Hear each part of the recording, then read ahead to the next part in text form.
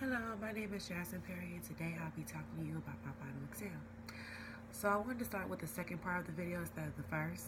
It says, how has the school influence on the society and influence of society on school been presented in today's history? I'm going to be reading off a paper that I typed up, so just bear with me a little bit.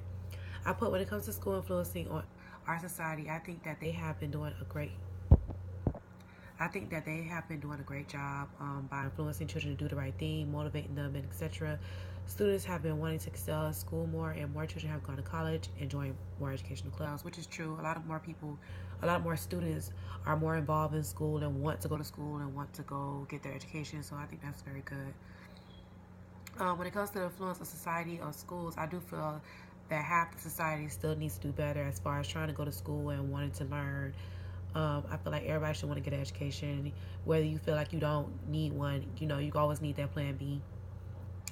It says, what does it mean to be able to examine educational from a history perspective and look for it in the process of educational reform?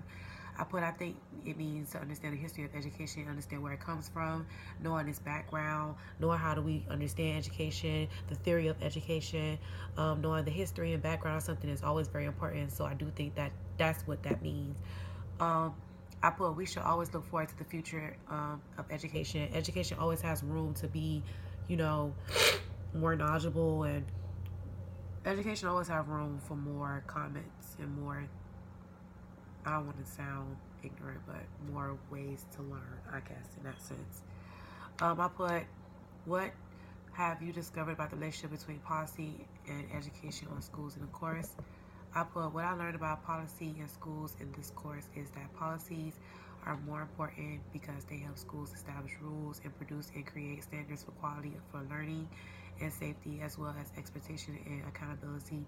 Without these, schools will lack the structure or function necessary to provide the educational needs of students. I feel like every place needs rules.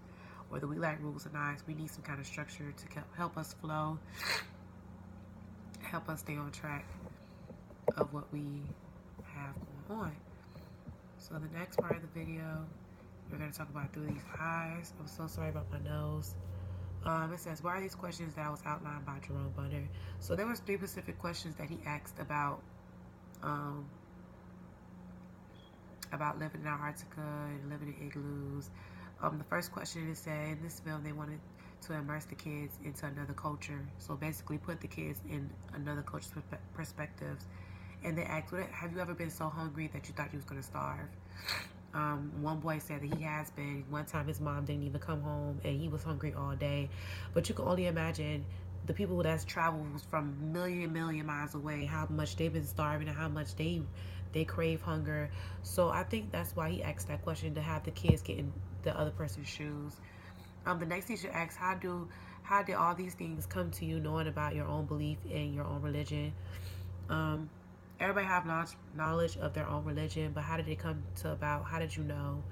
One boy said that his grandfather used to teach him about God and read Bibles to him and inform him on little things. So it just passed down from generation. And that's how most things are. They pass down from generation to the next generation. It says, and the last question was, can you imagine how life would be living as an Eskimo? That's, again, trying to put the kids in the other person's shoes, trying to make them feel what they feel. It says, how do those same questions in general show up in our public education today? These questions can relate because they relate to real life situations, helping students understand how it is living today. And how do the questions connect to your understanding of growth and change in American education? I just feel like education has changed over the past. Segregation was one of the things. A lot of kids are separated. School books have been improved. Teachers have been better. As far as the kids go, I feel like they still need a little bit more work, trying to be more into education and wanting to learn about education. So this is my video, and I hope you like it, and thank you for joining me.